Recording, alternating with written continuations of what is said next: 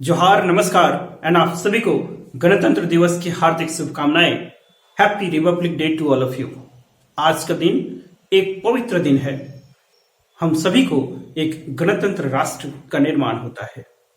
26 day of November 1949 जब हमारा देश, हमारे संविधान सभा ने संविधान की संरचना को पूरा किया, और 26 जनवरी 1950 का दिन जब हमारा संविधान लागू हुआ और उसको डेट ऑफ कमेंसमेंट के रूप में मनाते हैं। लेकिन आज के समय एक डिबेट हमेशा चलता है कि क्या हम लोग गणतंत्र जो बन गए, सो गणतंत्र को इंग्लिश में रिपब्लिक बोलते हैं, एंड जो डेमोक्रेसी, जो भारत का संविधान एक डेमोक्रेटिक पॉलिटी की स्थापना करता है, तो रिपब्लिक और डेमोक्रेसी में क्या डिफरेंसेस है, थोड़ा इसको समझने की कोशिश करेंगे कि डेमोक्रेसी, जिसको हिंदी में हम सभी लोकतंत्र बोलते हैं, लोकतंत्र, और जो रिपब्लिक है जिसको हम लोग बोलते हैं कि गणतंत्र। तो दोनों में क्या डिफरेंसेस है कि लोकतंत्र और गणतंत्र एक ही है। सामान्य तौर पर लोग गणतंत्र और लोकतंत्र में इसको एक पर्यायवाची शब्द की तरह देखते हैं, लेकिन थोड़ा सा डिफरेंसेस है।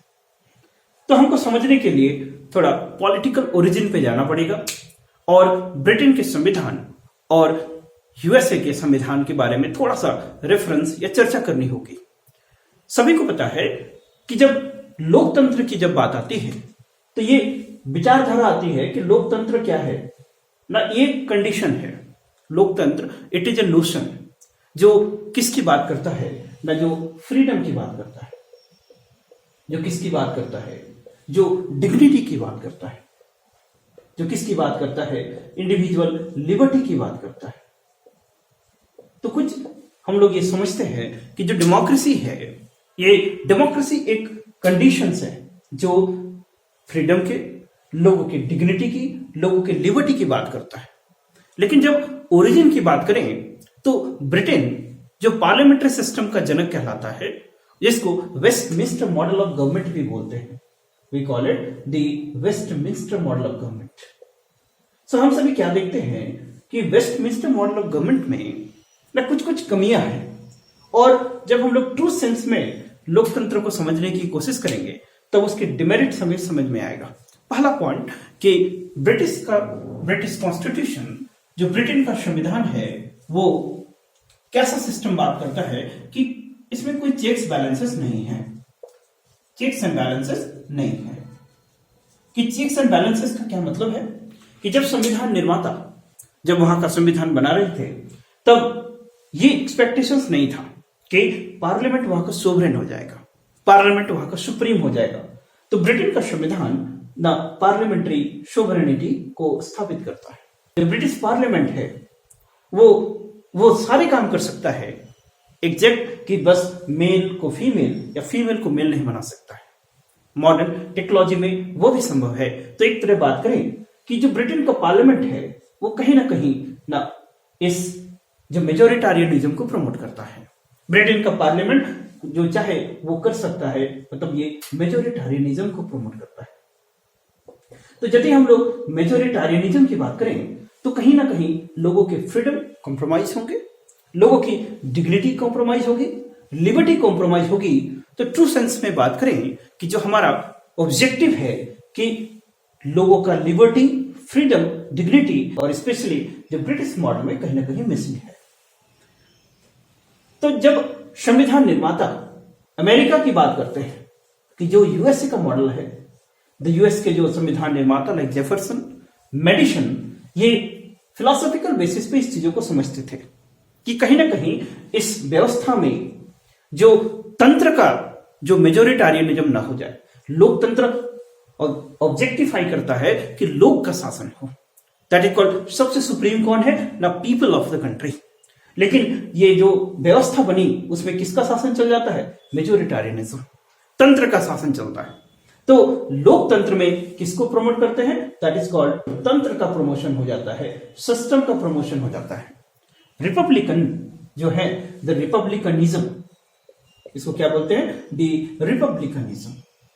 कि रिपब्लिकनिज्म ये आइडियोलॉजी है जो क्या बात करेगा ना, ये बात करेगा कि जब कोर पे कैसे हो, दैट इज कॉल्ड गन हो, तंत्र का मेजोरिटारियनिज्म ना आ सके। तो इसके लिए क्या व्यवस्था करती है कि जब हम लोग यूएसए के कॉन्स्टिट्यूशंस की बात करेंगे तो यूएसए का कॉन्स्टिट्यूशंस ना राइट्स की बात करता है, यूएसए का कॉन्स्टिट्यूशन चेक्स एंड बैलेंस की बात करता है, चेक्स एंड बैलेंस। तो हालांकि ये चेक्स एंड बैलेंसेस को समझने के लिए कुछ मजेदार किस्से हम लोग शेयर कर सकते हैं कि यूएस का मॉडल है जिसको जुडिशियल सुप्रीमेसी बोलते हैं। हालांकि संविधान निर्माता किस चीज पे फोकस करते हैं ना, ये बात करते हैं कि संविधानवाद का प्रमोशन हो, दैट इज संविधानवाद का मतलब क्या है, that is called rule of law and limited government. ये कहीं पर भी अनलिमिटेड गवर्नमेंट की बात नहीं करता है। तो ये जो फ्रेमर्स थे उन्होंने संविधानवाद की आइडियोलॉजी को प्रमोट करा। और जब हम लोग उसके कांग्रेस की बात करेंगे, द यूएसए के जो पार्लियामेंट है, संसद, उसको क्या कहा जाता है, कांग्रेस कहा जाता है। द कांग्रेस में अपर हाउस जिसको हम लोग सीनेट कहते हैं, तो जो इवन जब बात करें अपर हाउस तो अपर हाउस में इसके 100 मेंबर्स होते हैं और लोअर हाउस में 435 मेंबर्स के आसपास होता है। जब रिपब्लिक की बात करेंगे तो बहुत साधारण शब्दों में किसी से पूछें तो हम समझते हैं कि रिपब्लिक एक ऐसा कंडीशन है जहां पर हेड ऑफ द स्टेट कैसा होता है ना, वो चुना हुआ होता है, इलेक्टेड हेड होता है, और इलेक्टेड हेड एक फिक्स पीरियड ऑफ टाइम के लिए चुना जाता है। बट ये बहुत यू कैन कॉल कि जैसे कि एक लेमनस डेफिनेशन है, एक साधारण व्यक्ति इसे समझता है। लेकिन रिपब्लिकन का यदि स्पिरिट में समझे तो इसका मीनिंग कहीं ब्रॉड है। इसका कोर पे क्या है, इसके कोर पे क्या है, गन है, इसके कोर पे क्या है, वी द पीपल है, वी का पीपल का स्पिरिट है इसके अंदर। सो ये सिस्टम बनाता कैसे है ना, ये सिस्टम चेक्स एंड बैलेंसेस के थ्रू बनाता है। जैसे कॉन्स्टिट्यूशनलिज्म को प्रमोट करता है तो चेक्स एंड बैलेंसेस कैसा है कि एक हैंड में जो हेड ऑफ द स्टेट है, यूनाइटेड स्टेट्स में हेड ऑफ द स्टेट कैसा है, दैट इज कॉल्ड प्रेसिडेंट। वो जो प्रेसिडेंट का चुनाव एक इलेक्टोरल कॉलेज करेगी और electoral college head of the state का चुनाव करती है, और head of the electoral college जो है उसको कौन चुनता है, दैट इज कॉल्ड पीपल। तो कोई जरूरी नहीं कि जब पीपल के मत हो, व्यू पॉइंट्स हो, वही व्यू पॉइंट और मत इलेक्टोरल कॉलेज का हो। तो यहां पर एक चेक्स एंड बैलेंसेस होगा। दूसरा कि जो लोअर हाउस के मेंबर्स हैं, वो लोअर हाउस के मेंबर्स जिनका संख्या 435 होती है, उनको उनके ओपिनियंस को ये अपर हाउस माने सीनेट रोक सकता है, रिजेक्ट कर सकता है। तो जब हम लोग ये बात करते हैं कि कभी किसी कंडीशंस में, और साथ ही साथ मान लेते हैं कभी एग्रीमेंट भी हो गया, तो वहां पर जो यूएस का जुडिशियरी है वो जुडिशियरी इसको रोक सकता है। तो ये हम लोग देखते हैं कि एक system of checks and balances develop करता है कब, जब अमेरिकन सिस्टम की बात करते हैं। लेकिन ब्रिटिश का जो सिस्टम है वो इस चेक्स एंड बैलेंसेस को कहीं ना कहीं मिस करता है। यहां पर रिटन कॉन्स्टिट्यूशन नहीं है, पार्लियामेंट्री सोवरेनिटी है। पार्लियामेंट्री सोवरेनिटी के कोर पे क्या आ जाता है, तंत्र आता है, लोग उसके कोर पे नहीं आ पाता है। लेकिन जब यहाँ के आर्किटेक्ट थे, जो यहाँ के जो संविधान निर्माता थे, जब मेडिसन्स की बात करें, स्टुअर्ट मिल्स की बात करें या फिर रूसो की बात करें, तो वो सभी इसी चीज को बोलते हैं कि जो डेमोक्रेसी, लोकतंत्र पे, उसके कोर पे लोग होना चाहिए, स्पिरिट वी द पीपल का होना चाहिए, और न कि सिर्फ majoritarianism, that is called systemic, that is called system, इसके ओपिनियन डोमिनेंस की बात होनी चाहिए। भारत के संविधान निर्माताओं ने इन सब चीजों को ध्यान रखा। तो एक बात और रह गई कि जब हम अमेरिकन कॉन्स्टिट्यूशन की बात करेंगे तो अमेरिका में कहीं भी टर्म डेमोक्रेसी की बात नहीं की गई है। वहां क्या बात करते हैं कि लिव रिपब्लिक की बात करते हैं।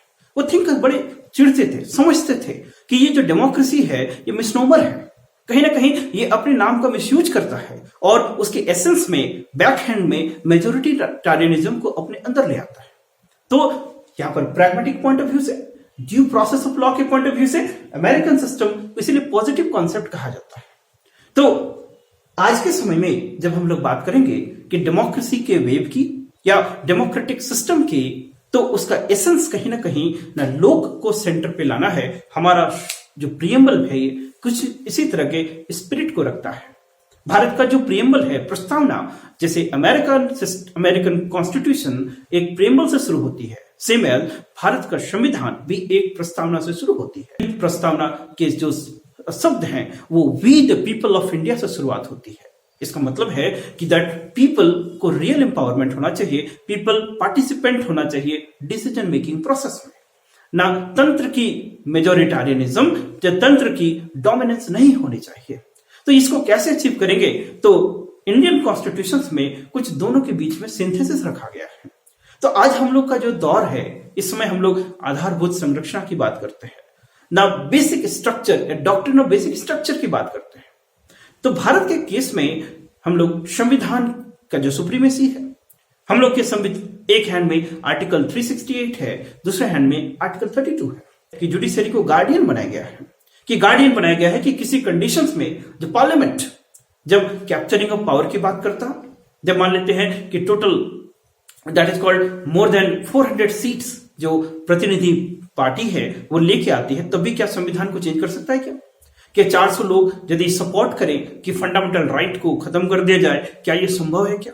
सो these things are not possible, क्योंकि थोड़ा सा चेक्स एंड बैलेंसेस को हम लोग अचीव कर रहे हैं। तो यदि हम लोग भारत के संविधान को समझें, तो यदि स्ट्रक्चर मॉडल वाइज यदि बात करें, तो मॉडल वाइज ये ब्रिटिश सिस्टम को रिजेंबल करता है। इट इज मोर और less resemble and it followed the structure of the British model. लेकिन जब स्पिरिट की बात करेंगे, एंड सभी को पता है कि दैट गोलकनाथ केस हुआ था 1967 में, 1967 ऑनवर्ड्स जो इंडियन जुडिशरी का जो इंटरप्रिटेशंस है, आप उसके बाद बेसिक स्ट्रक्चर डॉक्ट्रिन की बात करें, उसके बाद पब्लिक इंटरेस्ट लिटिगेशंस की बात करें, एंड उसके बाद बहुत सारे जो केसेस आए, लाइक मेनका गांधी के केस में जो जजमेंट आता है और अलग अलग केसेस हैं, तो हम यही समझते हैं कि उनकी एसेंस में क्या है? Checks and balances. उनके कोर में क्या है? That is called constitutional supremacy. उनके कोर में कभी भी majoritarianism, dictatorship of the parliament, dictatorship of cabinet ऐसा टर्म नहीं है।